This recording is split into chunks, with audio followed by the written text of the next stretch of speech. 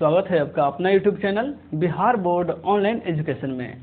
दोस्तों, बिहार सरकार के द्वारा ऑनलाइन पढ़ाई जारी कर दी गई है, यानी कि ऑनलाइन पढ़ाई की शुरुआत कर दी गई है। यदि आप भी क्लास 10, 11, 12 के स्टूडेंट हैं तो आप इस चैनल को सब्सक्राइब कर सकते हैं। आपको इस चैनल के माध्यम से एक बेहतरीन तैयारी कराई जाएगी। तो चलिए, आज के इस वीडियो में हम लोग बात करेंगे क्लास 10th का मैथ के बारे में। तो क्लास 10th का मैथ प्रश्नावली 1.1 को शुरू करेंगे। बिल्कुल स्टेप बाय स्टेप आपको समझाया जाएगा। तो चलिए शुरू करते हैं। आज का प्रश्नावली है 1.1 और पहला क्वेश्चन है, देखिए, निम्नलिखित संख्याओं का HCF ज्ञात करना है, यानी कि महत्तम समापवर्तक। ज्ञात करने के लिए आपको यूक्लिड विभाजन एल्गोरिथम प्रमेयिका का प्रयोग करना है। पहला क्वेश्चन में दिया गया है, निम्नलिखित संख्याओं का HCF ज्ञात करने के लिए यूक्लिड विभाजन एल्गोरिथम का प्रयोग कीजिए। यूक्लिड विभाजन एल्गोरिथम विधि के माध्यम से आपको महत्तम समापवर्तक ज्ञात करना है। देखिए, पहला प्रश्न है 135 और 225। आपको क्या करना है, यूक्लिड विभाजन एल्गोरिथम प्रमेयिका के माध्यम से इसका HCF ज्ञात करना है, यानी कि महत्तम समापवर्तक ज्ञात करना है। तो देखिए, इसमें जो बड़ी संख्या कौन सा है, 135 और 225 में बड़ी संख्या है वह है 225। यहाँ हो जाएगा 225, ठीक है, बराबर 135 जो है वह यहाँ पे आएगा 135, यानी कि 225 बराबर 135। अब आपको करना क्या है, 135 में ऐसी संख्या से गुना करना है, जैसे हम लोग भाग लगाते हैं ना, ऐसी संख्या से गुना करना है कि 225 आ जाए और नहीं तो इससे कम आए। भाग जैसे हम लोग लगाते हैं, भाग हम लोग ऐसे ही ना लगाते हैं। 135 से मान लीजिए कि 225 में भाग देना है तो कितना मरतबे लगेगा, 1 मरतबे लगेगा 135, क्योंकि जब 2 मरतबे लगाइएगा तो 135 में 2 से गुना कीजिएगा तो 270 हो जाएगा, जो आपको 225 से ज़्यादा हो जाएगा। तो देखिए, 5 में से 5 गया तो 0 और 12 में से 3 गया तो 9, यानी कि 90 बचा। उसी प्रकार यहाँ 225 है और 135 है। 135 में ऐसी संख्या से गुना करना है कि 225 आ जाए और नहीं तो इससे कम आए। तो 135 में आप क्या चीज़ से गुना कीजिएगा, 1 से गुना कीजिएगा और शेषफल कितना बचेगा, 90 बचेगा। तो उसको आप प्लस में 90 लिख सकते हैं, कोई दिक्कत आपको नहीं होगा। बड़ी संख्या को यहाँ लिखिएगा, छोटी संख्या को बराबर में लिखिएगा और ऐसी संख्या से गुना करना है कि इतना आ जाए और नहीं तो इससे कम आए, तो उसको गुना करके और जो शेषफल बचता है उसको आप यहाँ प्लस में लिख सकते हैं। अब देखिए, 135 फिर यहाँ पे लिखिएगा 135 बराबर, और ये जो 90 है ना, ये 90 आ जाएगा आपको यहाँ पे, 135 आ जाएगा यहाँ पे, और ये लास्ट में जो प्लस में जो भी संख्या है वो आ जाएगा फिर यहाँ फर्स्ट में। फिर वही काम करना है कि ऐसी संख्या से गुना करना है कि इतना आ जाए नहीं तो इससे कम आए। तो 90 में यदि आप 2 से गुना कीजिएगा तो 9 2 18, यानी 180 आ जाता है, जो 135 से ज़्यादा है। तो आपको एक ही मरतबे लगाना होगा, 90 एकम 90। अब 90 एकम जब 90 कटेगा तो यहाँ शेषफल क्या बचेगा, इसको देखिए। तो 135 में से 90 घटेगा, क्या बचेगा, 45 बचेगा। अब ठीक उसी प्रकार फिर 90 को यहाँ लाइएगा बराबर, फिर 45 को यहाँ लाइएगा और फिर ऐसी संख्या से गुना करना होगा कि 90 आ जाए और नहीं तो इससे कम आए। तो देखिए, 45 दूना 90, 2 से कट जाएगा। अब शेषफल आपका क्या बचेगा, 0 बचेगा। तो जब शेषफल 0 बच जाए तो समझ जाइएगा कि जिससे भाग लगा है ना वही संख्या जो है इसका HCF हो जाएगा, यानी कि HCF जो है क्या निकल गया, 45। HCF निकल गया 45, ये इसका राइट आंसर हो गया। अगला प्रश्न जो है, देखिए, सेकंड में दिया गया है 196 और 38,220। 196 और 38,220 दिया गया है, 196 और 38,220। और फिर इसको जो है आपको HCF ज्ञात करना है। तो देखिए, इसमें बड़ी संख्या कौन सी है, तो 38,220 है, यानी कि 38,220 को आप लेफ्ट साइड में लिखिएगा बराबर 196 है, 196। अब ऐसी संख्या से गुना करना है कि 38,220 आ जाए और नहीं तो इससे कम आए। तो आपको पता है 196 में देखिएगा, आप गुना कीजिएगा 195 से, तब जाकर के 38,220 आएगा। 195 से आपको गुना करना होगा, तब जाकर के आएगा 38,220। जब इतना आ जाएगा तब आपको शेषफल क्या बचेगा? 0 बचेगा। इसलिए जब 0 बचेगा तो आपका यहाँ पे HCF निकल जाएगा, और जब HCF निकल गया तो आपका वही राइट आंसर हो जाएगा 196। अगला प्रश्न जो है 3 नंबर में दिया गया है, देखिएगा 3 नंबर में जो प्रश्न है वो भी सेम है। आप उसको अपना वीडियो को रुका करके आप अपने कॉपी पर भी बना सकते हैं। यदि नहीं बनता है तो फिर हम यहाँ पे बना रहे हैं। देखिए 867 और 255, 867 और 255, 255 है, 867 और 255। तो देखिएगा थोड़ा सा ध्यान से कि इसमें बड़ी संख्या कौन सी है। बड़ी संख्या आपके सामने है 867 है, 867 बराबर हो जाएगा 255, 255, ठीक है। ऐसी संख्या से गुना करना है कि 867 आ जाए और नहीं तो इससे कम है। प्रक्रिया यही है, ऐसी संख्या से गुना करना है कि 867 आ जाए, नहीं तो इससे कम है। तो देखिए यदि आप इसमें 3 से गुना कीजिएगा, 3 से, तो कितना हो जाएगा? लगभग 867 तो नहीं आएगा, लेकिन इससे कम आएगा। तो आप गुना कीजिए, यदि 4 से गुना करते हैं तो 4 दूना 8 हो जाएगा और एक सीधा हो जाएगा 1020 हो जाएगा। 4 से गुना कीजिएगा तो हो सकता है कि 3 से आप गुना करके देखिए, 5 तिहाई 15, अब 5 तिहाई 15, 1 16 और 3 दूना 6 1 7, 765 आया। 3 से गुना करते हैं तो 765 आ गया। तो वही 765 जो है अब 867 में से घटा लेना है। तो 867 में से 765 घटाइएगा तो घटा के देखिएगा, 7 में से 5 गया तो क्या बचेगा? 2 बचेगा, 6 में से 6 गया तो 0 बचेगा, और 8 में से 7 गया तो 1 बचेगा। ठीक है, देखिएगा यहाँ पर क्या बच गया? 102 बच गया। सीधा लिखिए 102 हो गया। अब फिर क्या करना है? 255 को आपको यहाँ लाना है, और फिर यहाँ पे हो जाएगा 102, यानी कि यहाँ वाला संख्या यहाँ पर आ जाएगा। अब देखिए फिर वही प्रक्रिया, 102 में किस संख्या से गुना कीजिएगा कि 255 आए और नहीं तो उससे कम आए। 102 में यदि आप 2 से गुना करते हैं तो 204 आ जाएगा, और यदि 3 से गुना कीजिएगा तो कितना हो जाएगा? 306 हो जाएगा। तो इसका अर्थ है कि 255 से ज़्यादा हो जाएगा। तो 2 से गुना कीजिएगा तो 204 हो गया, और जब 204 हो गया तो यहाँ पे घटाइएगा 204 को 255 में से, तो क्या बचेगा? 51 बचेगा, बचेगा ना। घटा के देखिएगा 102 दूना 204, और जब 204 को घटाइएगा 255 में से तो बचेगा 51। देखिए फिर अब 102 को यहाँ लाइए, जब तक यहाँ 0 नहीं आता है तब तक ये बनते जाएगा, बनते जाएगा, ठीक है ना।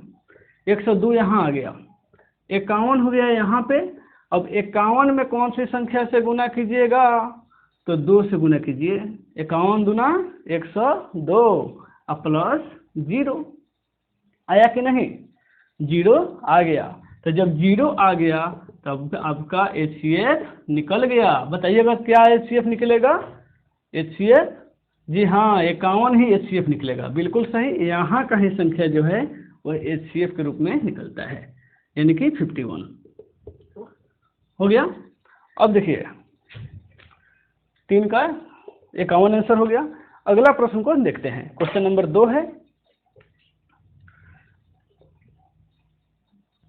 क्वेश्चन नंबर 2 देखिएगा, दर्शाइए कि कोई भी धनात्मक विषम पूर्णांक 6 + 1 या 6 + 3 या 6 + 5 के रूप का होता है जहां q कोई पूर्णांक है। देखिएगा कोई भी धनात्मक पूर्णांक जो है, धनात्मक विषम पूर्णांक 6q + 1, 6q + 3, 6q + 5 के रूप में होता है कि नहीं, जहां क्यू क्या है, एक धनात्मक पूर्णांक है। जहाँ क्यू कोई पूर्णांक है, यहाँ क्यू जो है कोई पूर्णांक है। ये क्वेश्चन नंबर 2 है। तो देखिए कैसे बनाएंगे। सबसे पहले लिखेंगे, माना कि कोई भी धनात्मक संख्या आप a मान लीजिए या x मान लीजिए। माना कि कोई धनात्मक विषम पूर्णांक a है, मान सकते हैं। मान लेना है आपको कि कोई भी धनात्मक विषम पूर्णांक जो है वह a है, और b बराबर जो है आपको a मानना है और b मानना है। यानी कि यहाँ a जो है q+1 है और b इसमें क्या है, 6 है। तो मान लीजिए b बराबर 6 है, क्योंकि b बराबर 6, इसलिए ध्यान देना है कि q जो है वह एक पूर्णांक है। जहाँ लिखिएगा, जहाँ q एक पूर्णांक है और q जो है, q वह क्या है, 0 से बड़ा है, 0 से बड़ा है या बराबर है। q 0 से बड़ा है या बराबर है, आपको ऐसा लिखना होगा। उसके बाद आप ये देखिएगा, जब कोई भी विषम पूर्णांक यदि a मान लेते हैं तो यही ना हम है, विषम पूर्णांक आपको 6q+1 है, 6q+3 है, 6q+5 है। ये जो है हमारा क्या है, विषम पूर्णांक है। तो यहाँ पे हो जाएगा मान, फिर लिखिएगा, चूंकि a बराबर 2q+r, सॉरी 2q कह रहे हैं, 6q, a बराबर 6q+r। r का अर्थ हो गया, लिखिएगा जहाँ r बराबर 0, 1, 2, 3 डॉट डॉट डॉट करके है। r बराबर 0, 1, 2 यानी कि लगातार जो संख्या है वह r का मान हो गया, यानी कि 6q+r। r का मान 0 रखिएगा। यहाँ पर लिखना ये है कि q जो है वह 0 से बड़ा है या बराबर है। 0 से बड़ा है तो r का मान में 0 भी आ जाएगा, 1 भी आ जाएगा, 2 भी आएगा और 3 भी आ जाएगा। ठीक है, तो इस प्रकार आप लिख सकते हैं कि a बराबर 6q+0, 6q+1, 6q+2, 6q+3, जहाँ r का मान ऐसे माने हैं तो डॉट डॉट डॉट करके आप लिख सकते हैं। तो बस आपको ये ध्यान देना है कि कोई भी जो है r बराबर 0 या 1 है, जिसमें 0 जो है वह क्या है, धनात्मक पूर्णांक में आ जाएगा। 1 क्या होगा, फिर विषम में होगा, ये जो है सम में होगा, ये विषम में होगा, फिर ये सम में होगा, फिर ये विषम में होगा। 1, 2, 3, 4 करके आता है, एक सम संख्या है और एक विषम संख्या है। इसलिए a बराबर जो है इस प्रकार से हम लोग लिख सकते हैं। अब ध्यान देंगे, यदि यहाँ लिखेगा, यदि a बराबर, यहाँ 0 का वैल्यू नहीं है तो a बराबर क्या होगा, 6q है। a बराबर 6q है, जो एक सम संख्या है, सम पूर्णांक है या सम संख्या है, सम पूर्णांक है, जो सम पूर्णांक है या संख्या है, लिख सकते हैं। जो धनात्मक पूर्णांक या तो सम भी हो सकता है या विषम भी हो सकता है। उसके बाद वाला जो संख्या है या तो सम है या विषम भी है। ठीक है, तो यहाँ पे लिखिएगा a बराबर 6q, जो एक यहाँ पे हो जाएगा। साथ ही लिखिएगा, साथ ही एक धनात्मक पूर्णांक, एक धनात्मक पूर्णांक सम भी हो सकता है या विषम भी हो सकता है। यानी कि एक धनात्मक पूर्णांक जो है, जो 0 से शुरू होता है, वह सम भी हो सकता है और विषम भी हो सकता है। जैसे मैं अपने यहाँ पे देखा, a बराबर 6q+1, 6q+0, 6q+1, 6q+2। तो इसमें जितने भी लगातार संख्या जो है वह प्रत्येक संख्या विषम नहीं है या प्रत्येक संख्या सम नहीं है। यानी कि यदि 0 जो है वह सम संख्या है तो 1 क्या है, विषम संख्या है। उसी प्रकार 2 क्या है, फिर सम संख्या है। तो इस प्रकार जो है कोई भी धनात्मक, साथ ही धनात्मक पूर्णांक जो है सम भी हो सकता है या विषम भी हो सकता है। तो इसलिए लिखेंगे, इसलिए क्या है 6 + 1 6 + 1 6 + 3 और 6 + 5 एक धनात्मक विषम पूर्णांक है, विषम पूर्णांक है। ठीक है, लिखेंगे इसमें, इसलिए 6 + 1 6 + 3 6 + 5 एक धनात्मक विषम पूर्णांक है, क्योंकि प्रत्येक 6 + 1 के बाद 6 + 2 होगा जो क्या होगा, सम पूर्णांक होगा। उसी प्रकार 3 के बाद जो 4 होगा वह भी सम पूर्णांक होगा, इसलिए हम लोग ऐसे लिख सकते हैं। तो ये हो गया आपका करेक्ट, यानी कि प्रूव्ड आंसर हो गया। तो आप इस वीडियो को रुका करके अपने कॉपी पर इसको बेहतरीन ढंग से लिख सकते हैं। चलिए अगला प्रश्न को देखते हैं।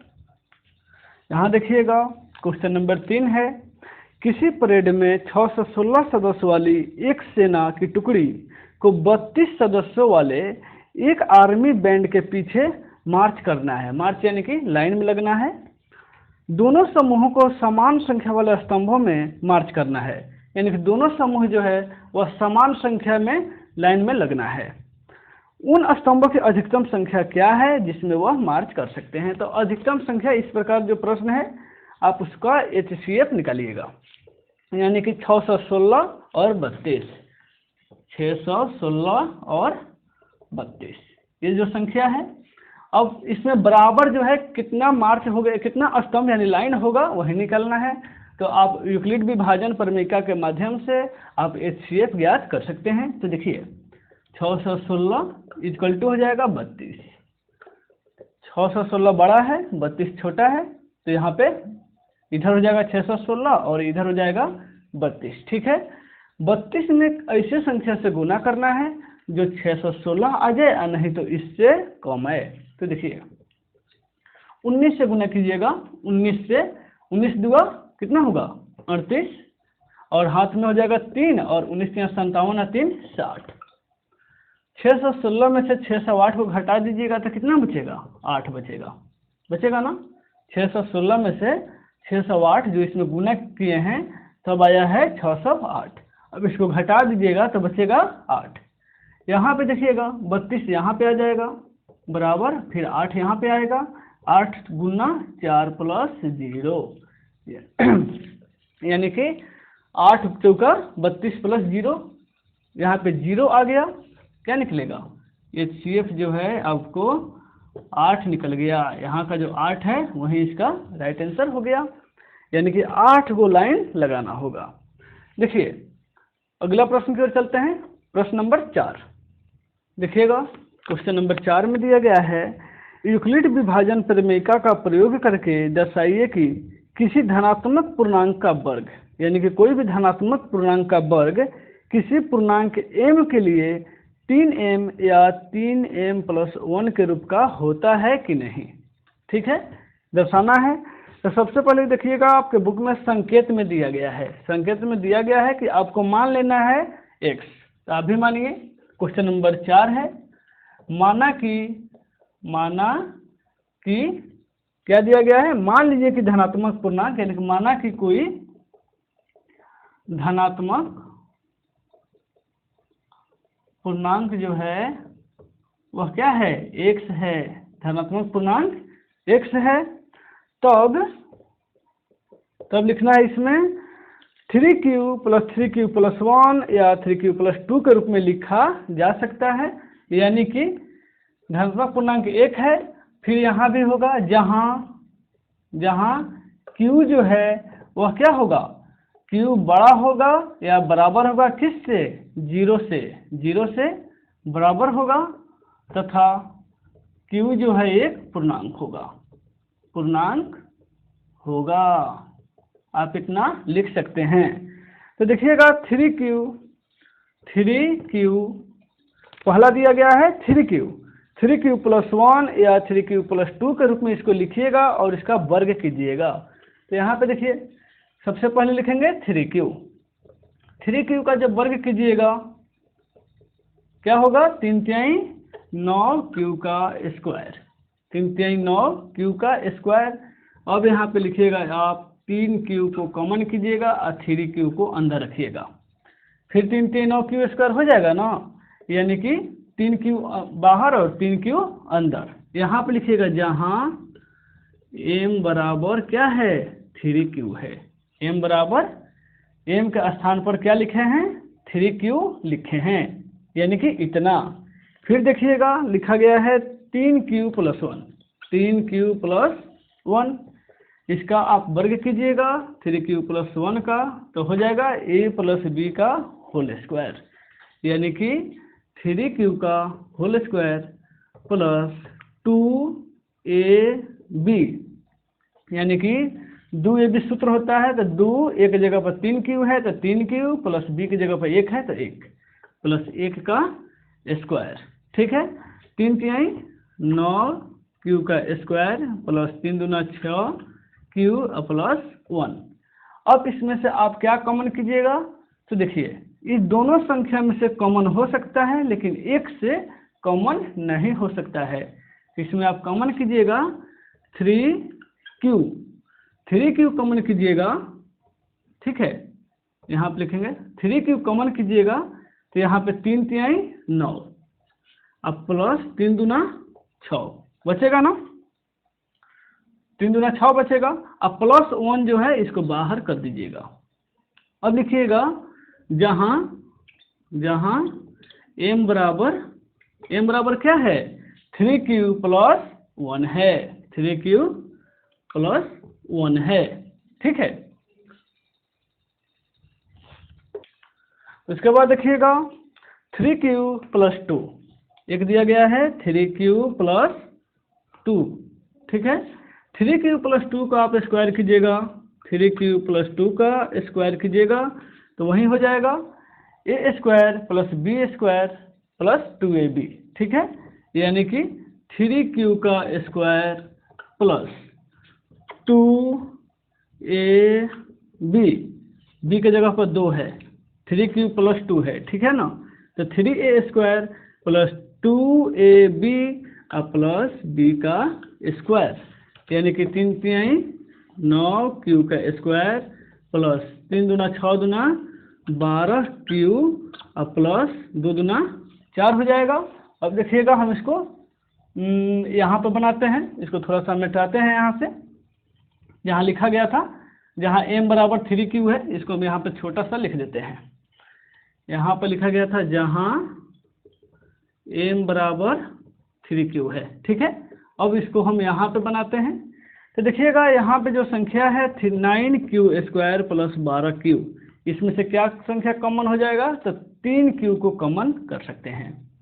3q को कॉमन कीजिएगा तो देखिए अंदर बचेगा 3q प्लस 3×4 12 अब प्लस 4, यानी कि m बराबर क्या होगा, m बराबर जो संख्या है, m बराबर जहाँ लिखिएगा जहाँ m बराबर 3q+4 है, तो देखिएगा हमको जो पूछा जा रहा है कि 3m या 3m1 के प्लस में है कि नहीं, 3m या 3m+1 के रूप में है, तो देखिए तो m को q माने हैं, तो यहाँ पे आपको आया है 3m यानी कि 3q और 3q+1 यानी कि 3m+1 के रूप में है कि नहीं, तो लिखेंगे हाँ,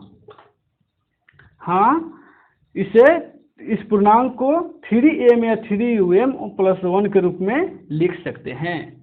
3m यानी कि इसे लिखिए, हाँ कोई भी धनात्मक पूर्णांक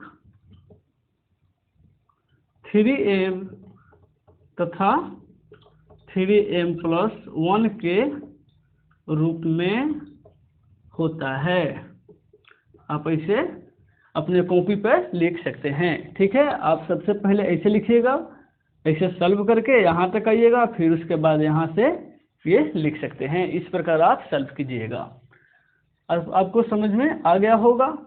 यही इसका यानी कि यहाँ प्रूव होगा, सिद्ध करना था तो सिद्ध हम कर दिए। चलिए इसी प्रकार अगला प्रश्न जो है वह प्रश्न नंबर 5 है, तो उसको भी हम लोग सॉल्व कर लेते हैं। देखिएगा क्वेश्चन नंबर 5 है, यूक्लिड विभाजन प्रमेय का प्रयोग करके दर्शाइए कि कोई भी धनात्मक पूर्णांक घन 9m 9+1 या 9m+8 के रूप का होता है कि नहीं। कोई भी धनात्मक पूर्णांक का जो घन है वह 9m 9m+1 और 9m+8 के रूप में होता है या नहीं। तो देखिए सेम उसी प्रकार बनाएंगे। इसके पहले जो हम लोग का था वह वर्ग था, अब क्या है घन है। तो यहाँ फिर लिखिएगा माना कि कोई धनात्मक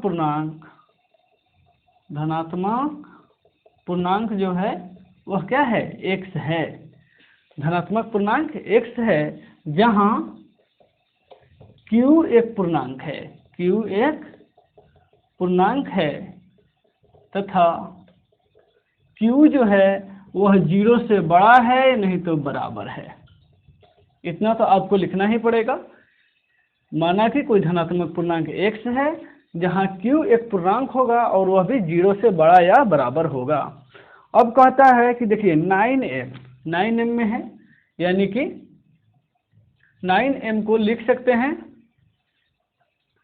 3q+1 और 3q2 के रूप में लिख सकते हैं, इसके पहले वाले प्रश्न में लिखे थे 3q × 3q+1, उसके बाद 3q+2 के रूप में लिखे थे। उसी प्रकार इसमें भी 9m 9m+1 और 9m+8 को उसी के रूप में लिख सकते हैं। लिखेंगे q बड़ा है 0 के बराबर है या नहीं तो बड़ा है, इसलिए 3q का यहाँ पे घन करना है। तो 3q का जब घन कीजिएगा, घन माने q यानी कि 3 × 3 × 3, तो कितना हो जाएगा 27 का q हो जाएगा। यहाँ पे लिखिए एक एक लाइन में 27 का q हो जाएगा।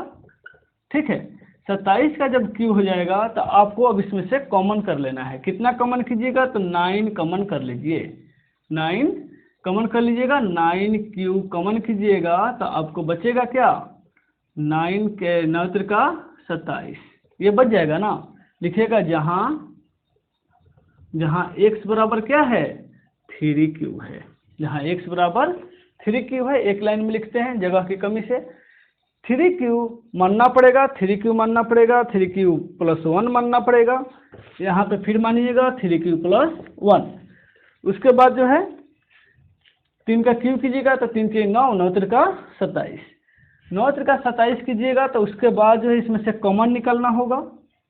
कॉमन आप 3 भी निकाल सकते थे, लेकिन इसलिए नहीं निकालिएगा क्योंकि यहाँ क्वेश्चन आपसे पूछा जा रहा है 9m के रूप में, 9m+1 के रूप में और 9m+8 के रूप में पूछा जा रहा है। इसलिए आप जो है जब भी निकालिएगा तो 9q ही निकालिएगा, जहाँ m बराबर यानी कि x बराबर जो है वह क्या हो जाएगा 3q हो जाएगा। यहाँ x भी लिखिए या m भी लिख सकते हैं, m बराबर 3q हो जाएगा। उसी प्रकार 3q+1 का q कीजिए, 3q+1 इसका q कीजिएगा तो क्या होगा a+b का होल q, यानी कि 3q का q plus 3a² × b plus 3a × b² plus bq। आपको याद होगा a+b के होल q कितना होता है aq plus 3a² b plus 3ab² plus 1q। उसी प्रकार हो जाएगा 3 के 9 त्रिका 27 का q प्लस 3 और 3 के 9 त्रिका ये भी 27 का q² हो जाएगा। और प्लस 3 के 9, 9 का q हो जाएगा प्लस 1 हो जाएगा। अब इसमें से आपको कॉमन करना है। कॉमन कितना में से कीजिएगा 3 गो संख्या में से कॉमन होगा, एक में से कॉमन नहीं होगा। देखिएगा 9 कॉमन करना है आपको, तो 9 कॉमन कीजिए। 9 का q कॉमन कर लीजिएगा, क्या होगा 9 त्रिका 27, q का 9 त्रिका 27 यानी q का स्क्वायर होगा। 27 में से 9 निकाल लीजिएगा तो बचेगा 3 9, 9 त्रिका 27। यहाँ q 3 गो है तो 2 गो यहाँ बचेगा, 1 गो निकाल दीजिएगा तो 2 गो बचेगा। उसी प्रकार यहाँ पे क्यू बचेगा, 9 त्रिका 27, क्यू का क्यू से स्क्वायर हो जाएगा, अब प्लस 1, है कि 9 क्यू के जगह पर से 9 क्यू हट गया है तो बचेगा 1, अब प्लस 1। देखिएगा 9 क्यू प्लस 1 है कि नहीं, 9 क्यू प्लस 1, तो लिखिएगा जहाँ m बराबर क्या है 9 क्यू प्लस 1, 9 यहाँ पे 9 क्यू होना चाहिए, 9 क्यू प्लस 1, ठीक है। m का मान क्या है 9 क्यू प्लस 1 हो गया। उसी प्रकार एक और संख्या है 3 क्यू प्लस 2 का होल क्यू, 3 क्यू यहाँ पे लिखिए 3 क्यू प्लस 2 का होल क्यू, यानी कि सेम इसी प्रकार इसको भी बनाइएगा, ए क्यू यानी कि 3a का whole cube plus 3a square b plus 3a B square plus B के क्यू, ठीक है। यहाँ पे ये सब जो है वो पोस्ट में है, यानी कि इस सब के ऊपर पावर है।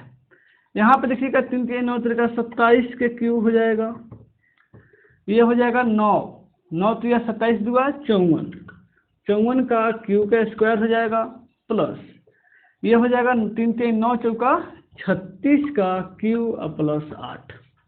अब इसमें से आप कॉमन कीजिएगा तो निकाल लीजिए कॉमन, 3 गो संख्या में से निकलेगा, कहे कि हई संख्या जो है ना वो 9 के पहाड़ा में नहीं है, तो क्या निकलेगा 9 का क्यू निकलेगा, 9 का क्यू, 9 क्यू यानी कि 9 त्रिका 27 का स्क्वायर, है बाटा में नहीं है, हम लाइनिंग समझाए हैं आपको, ठीक है ना, इसलिए इसको आप बाटा में मत कर दीजिएगा, ये सब समझाए हैं, ठीक है।